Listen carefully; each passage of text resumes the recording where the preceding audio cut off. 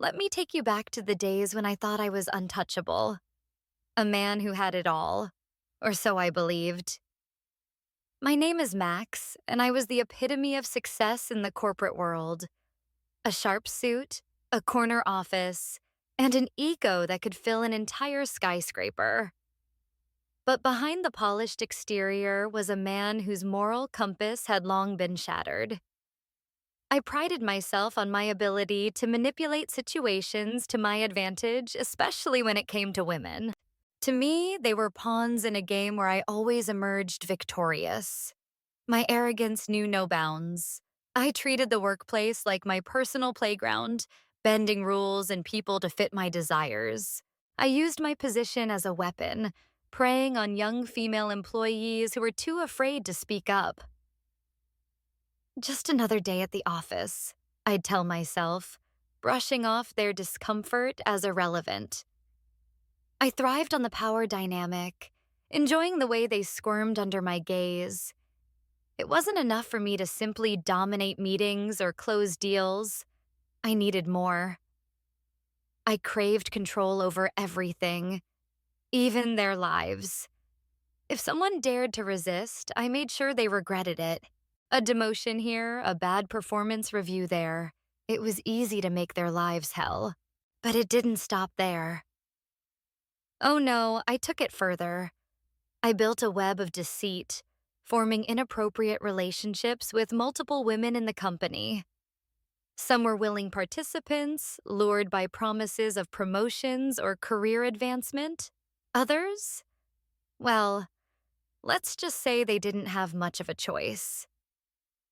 I convinced myself that this was how the world worked, that everyone played dirty, so why should I be any different? My wife, bless her heart, remained oblivious to my double life. Or perhaps she chose to ignore it, hoping I'd eventually come to my senses. Spoiler alert, I didn't. Not until it was almost too late.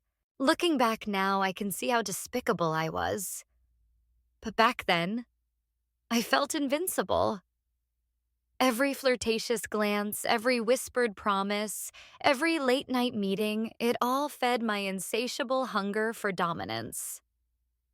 Little did I know, karma doesn't care about your title or your bank account. She waits patiently, biding her time, and when she strikes, she does so without mercy. And strike she did, in ways I never could have imagined. Let me tell you about the boss. My boss, to be precise. The man who ruled the office with an iron fist wrapped in a velvet glove. On the surface, he was the epitome of professionalism. Sharp suits, a commanding voice, and an air of authority that demanded respect. But behind closed doors, he was a predator, preying on the vulnerabilities of those beneath him. It wasn't just idle words or lingering glances. His behavior crossed every line imaginable. He would corner female employees in empty meeting rooms, his hands accidentally brushing against them as he leaned in too close. A pat on the back became a grope. A congratulatory handshake turned into something far more sinister. The atmosphere in the office was suffocating. Fear hung in the air like a thick fog, choking the life out of anyone who dared to breathe it in. Women tiptoed around him, their smiles forced, their laughter strained. They knew better than to refuse his advances. One wrong move, one misplaced word, and they'd find themselves out of a job. Or worse, subjected to even more harassment. He had ways of making sure no one spoke up. "You'll regret this," he'd whisper with a cold smile after a particularly uncomfortable encounter. And he meant it. Those who tried to push back were met with performance reviews riddled with fabricated complaints, their names quietly removed from important projects, their careers slowly dismantled piece by piece. I should have known better than to stay silent, but I did. In fact, I enabled him. I convinced myself it wasn't my problem, that these women weren't my responsibility. But deep down, I knew the truth. I was complicit. I remember one incident vividly. A young intern, barely out of college, burst into tears in the middle of the office after being summoned to his office late at night. She refused to say what happened, but the look in her eyes said it all. Humiliation, betrayal, fear. When she quit a week later, no one batted an eye. That's how things worked in our toxic little world. And then there was Linda. Poor Linda, who always tried so hard to keep her head down and do her work. She once confided in me that he threatened to fire her if she didn't comply with his demands. Just one dinner, he told her, his tone dripping with false sincerity. It's not a big deal. But it was a big deal. For her, it was everything. She came to me for advice, her hands trembling as she spoke. I told her to play along, to survive another day. Even now, I can still hear her voice cracking as she thanked me. Not because my advice helped, but because she had nowhere else to turn. Looking back, I realize how much damage we allowed to happen. We normalized the unacceptable, excused the inexcusable, and let fear dictate our actions. Little did I know, karma had already begun weaving its web, and soon I would find myself face to face with the same horrors I had ignored for so long. It all came crashing down the night my wife discovered the truth. Every lie, every betrayal, every secret meeting I had tried so desperately to hide. She didn't say a word at first, just stared at me with eyes that burned like molten steel. The silence was deafening, heavier than any accusation she could have thrown at me. And then, in a voice trembling with rage and sorrow, she asked, "How could you?" I wanted to explain, to justify myself, but the words caught in my throat. There was no excuse for what I'd done, no way to sugarcoat the ugliness of my actions. That's when she did something I'll never forget. She pulled out an old leather-bound book from her grandmother's belongings, its pages yellowed with age. Her hands shook as she flipped through it, muttering under her breath in the language I didn't understand. It sounded ancient, otherworldly, like whispers carried on the wind from another time. Before I could stop her, she began chanting, a string of guttural syllables that sent chills down my spine. The air around us seemed to thicken, charged with an energy I couldn't comprehend. For a moment, I thought about laughing it off, dismissing it as some melodramatic act. But deep inside, I felt a flicker of unease, a primal fear I couldn't shake. When I woke up the next morning, everything was different. My body, it wasn't mine anymore. I reached for my face instinctively, only to find soft skin where stubble used to be. Panic surged through me as I scrambled to the mirror. Staring back at me was a stranger, a woman with wide, terrified eyes and features I didn't recognize. My heart raced, pounding against my chest like a trapped animal.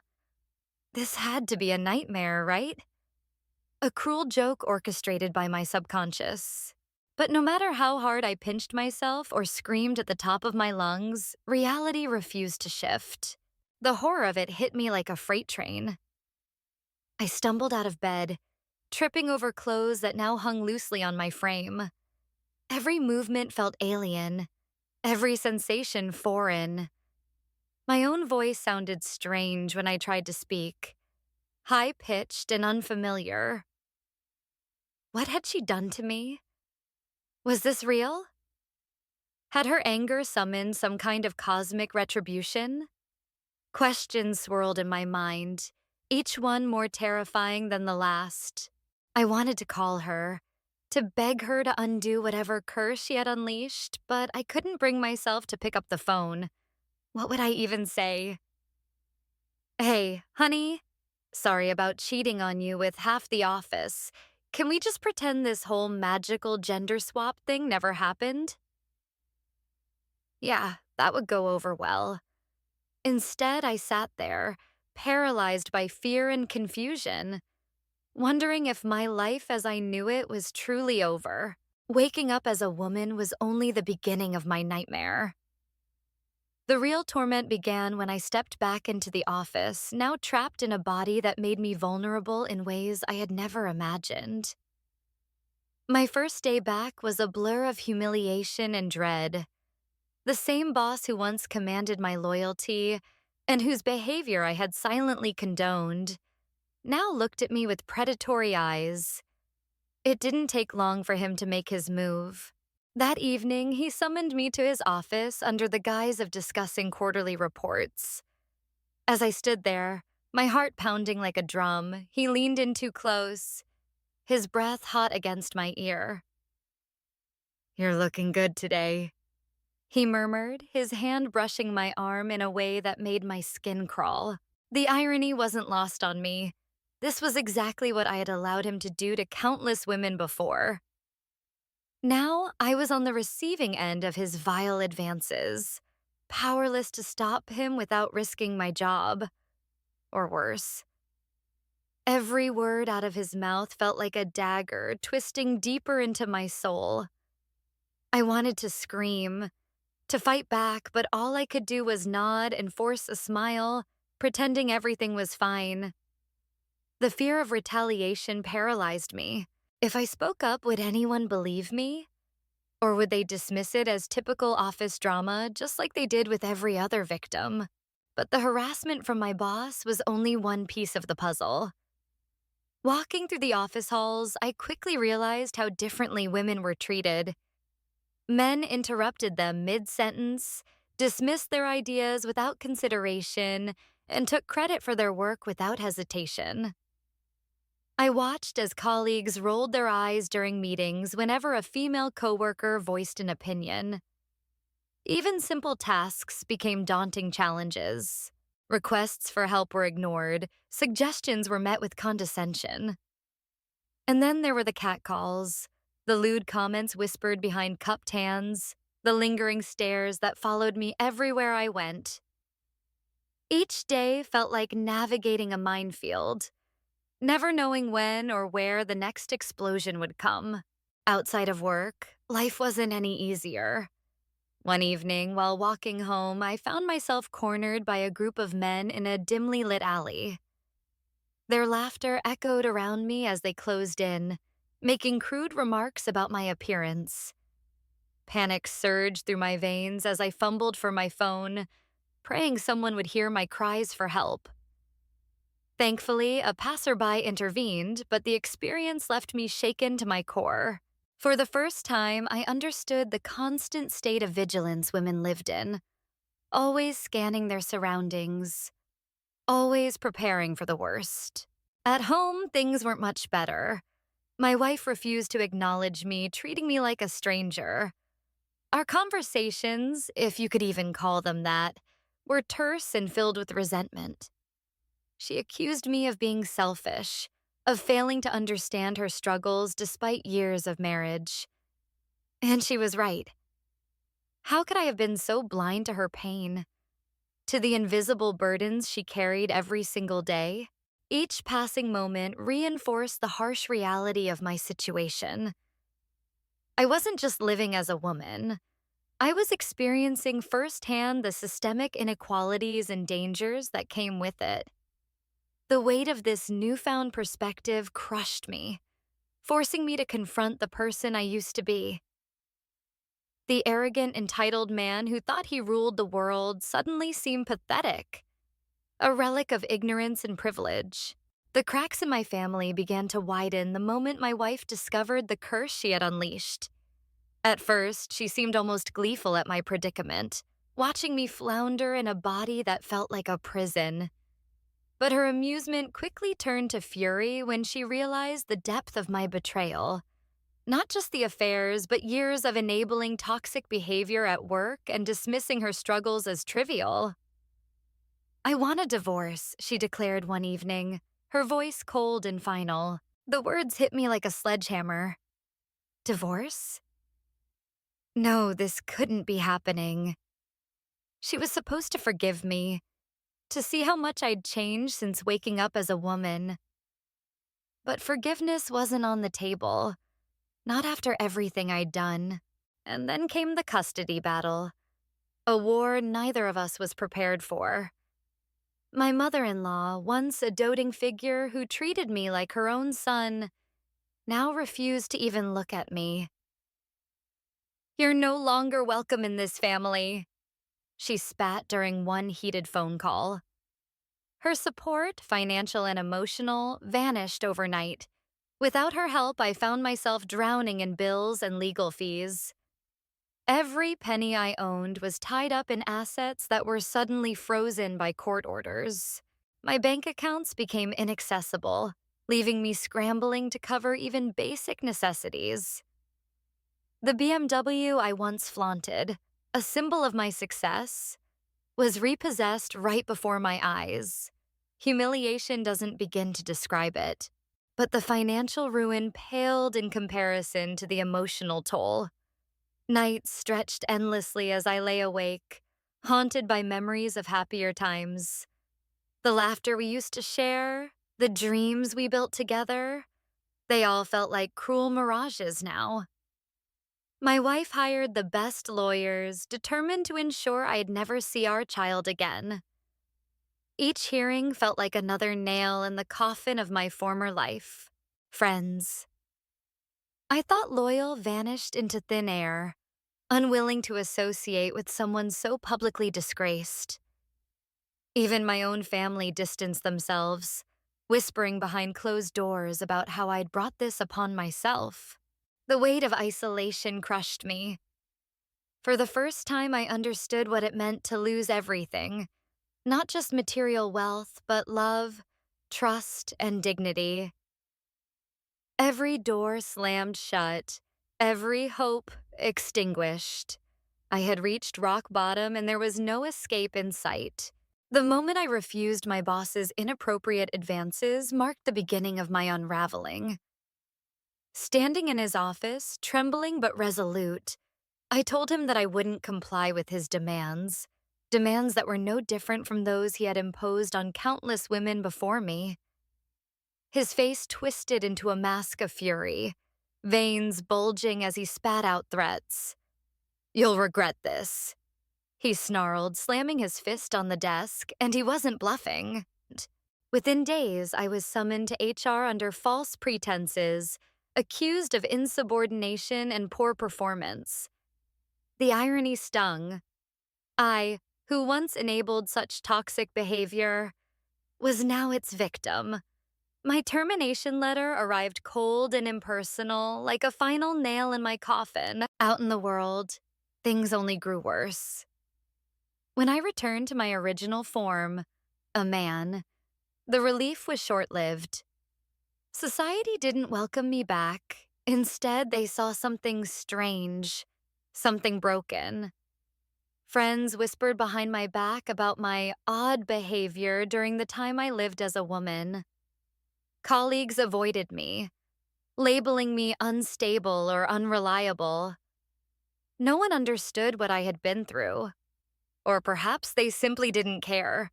Every job application I submitted was met with rejection. Recruiters would glance at my resume, then hesitate, citing vague reasons like cultural fit or lack of recent experience. It was clear. My reputation had been irreparably tarnished. Financial ruin loomed over me like a storm cloud. Bills piled up faster than I could pay them. The mortgage on our house, a home I once took pride in, was foreclosed. Creditors hounded me relentlessly, their calls growing more aggressive by the day. I sold everything I owned, furniture, electronics, even my wedding ring. Yet it wasn't enough. Each item I parted with felt like another piece of myself slipping away. Nights were the hardest. Alone in a cramped apartment, I replayed every mistake I'd ever made, each memory slicing deeper into my soul. How had I let it come to this? How had I become so blind to the consequences of my actions? But the worst part wasn't the loss of material possessions, it was the loneliness. People I thought were friends disappeared without a trace. Even acquaintances crossed the street to avoid eye contact. The isolation gnawed at me, leaving scars far deeper than any financial setback. At rock bottom, I found myself questioning everything: my values, my choices, the person I used to be. Was redemption even possible after all I'd done? Or was I destined to remain trapped in a cycle of punishment, reaping what I had sown? In those darkest moments, clarity began to surface. I realized how deeply flawed I had been, not just as a husband or an employee, but as a human being. I had treated others as pawns in my game of power, oblivious to their pain. Now, stripped of everything, I finally understood what truly mattered: respect, empathy, integrity. These weren't abstract concepts anymore. They were lifelines, the only things keeping me tethered to hope. The road to redemption was long and grueling, but somehow, against all odds, I found my way back. It started with a single moment of vulnerability. A late-night conversation with my wife where I finally allowed myself to be honest. "I don't deserve your forgiveness," I admitted, tears streaming down my face. "But if you're willing to give me another chance, I'll spend the rest of my life proving that I've changed." For the first time in months, she didn't turn away. Instead, her eyes softened, filled with a mixture of pain and hope. "You hurt me more than I thought possible," she whispered. "But maybe, just maybe, we can try." Those words became the lifeline I clung to as I began rebuilding what I had shattered. Together, we started over, not as perfect partners, but as two flawed individuals determined to heal. We sold the remains of our old life and moved into a modest apartment. Money was tight, but it forced us to focus on what truly mattered: each other. Slowly, trust began to grow again, fragile but real. My wife taught me how to listen, not just hear, but truly understand her struggles. She made me see the invisible burdens women carried daily, burdens I had once dismissed as trivial. And when she agreed to let me meet our child again, it felt like sunlight breaking through storm clouds. At work, or rather during my endless search for employment, I discovered a new purpose. After countless rejections, I landed a small role at a nonprofit organization dedicated to fighting workplace harassment. At first, people doubted me. How could someone like me, who had once enabled such toxic behavior, genuinely care about protecting others? But I refused to let their skepticism define me. I poured every ounce of energy into advocating for change, sharing my story openly despite the shame it brought. Over time, colleagues began to see me not as Max the predator, but as Max the ally, a man committed to dismantling the very system he once upheld. Looking back now, I realize how far I've come. From arrogance to humility, from entitlement to empathy, it wasn't an easy journey, but it was necessary. Today, I'm no longer the man who thought the world revolved around him. I'm someone better. Someone who fights for justice, not because I have to, but because I believe in it. And while scars remain, they remind me of the lessons I learned: that love requires effort, respect demands action, and redemption is always worth fighting for. Some people leave scars, others leave lessons. Burn and reborn stories that break you, then rebuild you.